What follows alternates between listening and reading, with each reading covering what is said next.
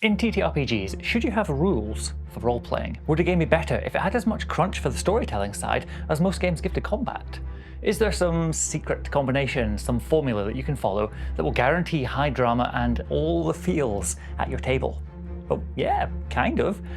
But as with so many things, the rules are more like guidelines. I'll share what I've discovered, with a little help from a friend, how Daggerheart and Brindlewood Bay incorporate role-playing rules, but also how you can take that little gold nugget, that little shining part of this approach, and port it into any system. Though first, to answer the question of why you'd want any rules at all, and to think about it from a different direction entirely, I'm going outside.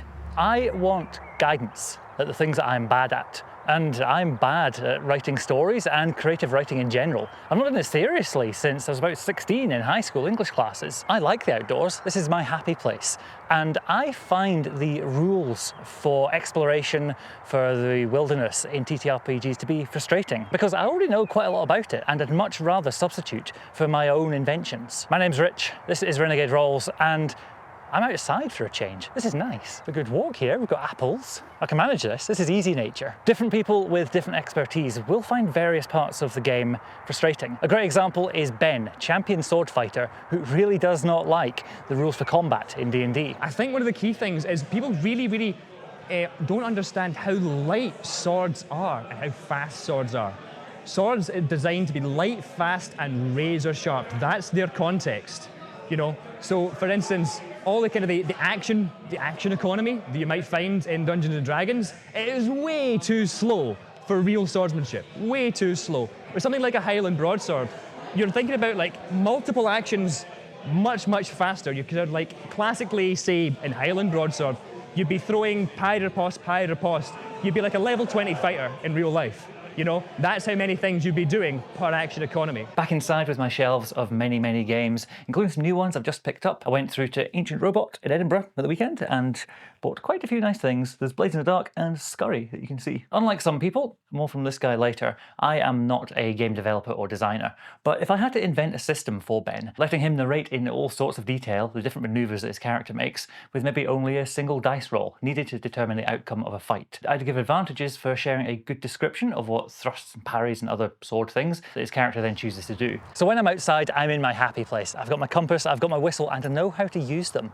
Champion Boy Scout, Orienteer, all of those things. But what that means is when I see mechanics for here is how you should adventure, here's how your character should move through a wilderness, I don't like it. I find it strange and unnatural, which often takes me out of that narrative flow state and I start poking holes in the mechanics, which is just not fun for me. My preference is for games that leave the exploring up to the imagination, but if you're not an outdoorsy person, you won't feel supported in that. This is pretty much what happens in the narrative side of so many TTRPGs. It gets simplified down to just talk, and we'll then decide whether it works or not.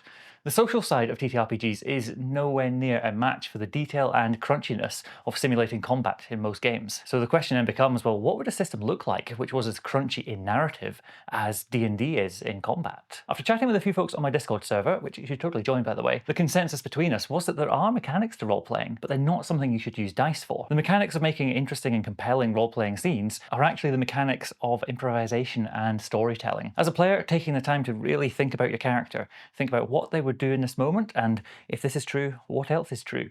You can build a lot. It's at this point that Peter from Tales from Elsewhere jumped in and really helped me distill this thinking down into something dead simple. To paraphrase him, if we break this down into a schematic where we've got an input and an output, we know we want cool roleplay to happen at the end. So you might think at first, okay, let's put roleplay here, and then let's roll some dice over this side. Let's roll some dice in and get roleplay out. That sounds good. But here's the thing, if you roll a ton of dice and say, okay, I've got persuasiveness of 3 and I've got 10 on my charm and wit, that doesn't give you roleplay out.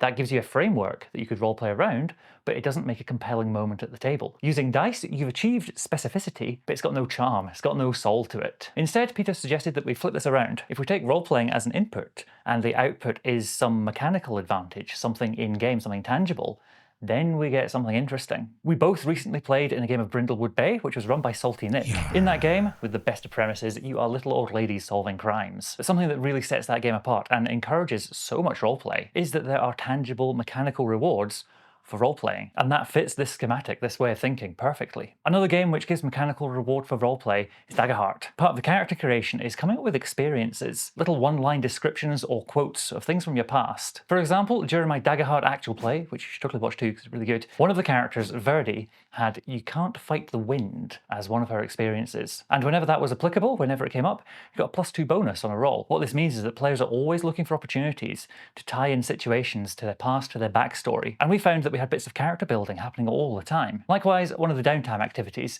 is you can describe how you prepare for the coming ordeal, and that gives you some more hope points. On some of these very shiny ability cards as well, you have stuff like lead by example. When you deal damage to an adversary, you can mark a stress and describe how you encourage your allies. This isn't much, this isn't a big deal. It's the kind of thing lots of groups already do as part of their games. But to see it codified, to see it written down, to see it as an expectation of the game that it wants you to do this is really interesting. But I have noticed that for some of the abilities on the cards, they don't necessarily give you an open-ended question that helps you develop the character. It's more just you need to describe what you do in this moment, which could feel repetitive, especially if you're playing for a long campaign. One of the criticisms that's pointed at Daggerheart is that it's D&D for theatre kids, but I disagree with that completely.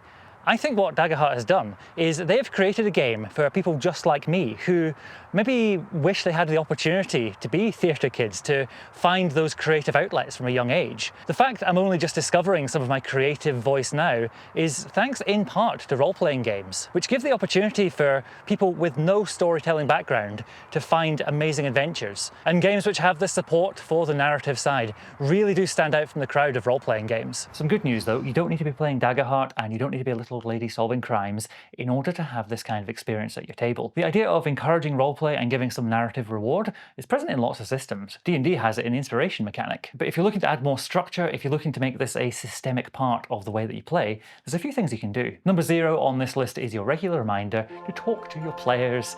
Everything's easier when you do, and if you know you're on the same page and you know you want this kind of experience, it's much easier to make it happen around your table. Number 1 is actually to start at the end.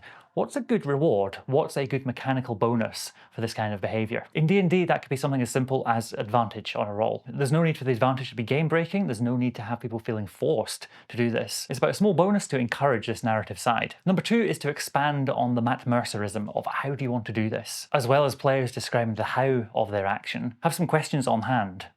Why are you doing this? How do you feel in this moment? What does this remind you of in your past? What are you afraid will happen if this doesn't work? As GM, I love peppering the conversation with these little questions. It slows down the game a little, but for me it leads to a much deeper experience and a much more interesting time. Lastly is encouraging your players to do this to each other. Letting them ask questions of each other's characters is a great way of almost being a collaborative game master with them. We're all working together to know these characters better, so that when the big events of the adventure happen, they have a much stronger answer to, well, what would my character do? So this video, up here, floating in space, up above that tree, that one's really good. No idea what it is, but I hope you enjoy it. I'll see you there. Cheers.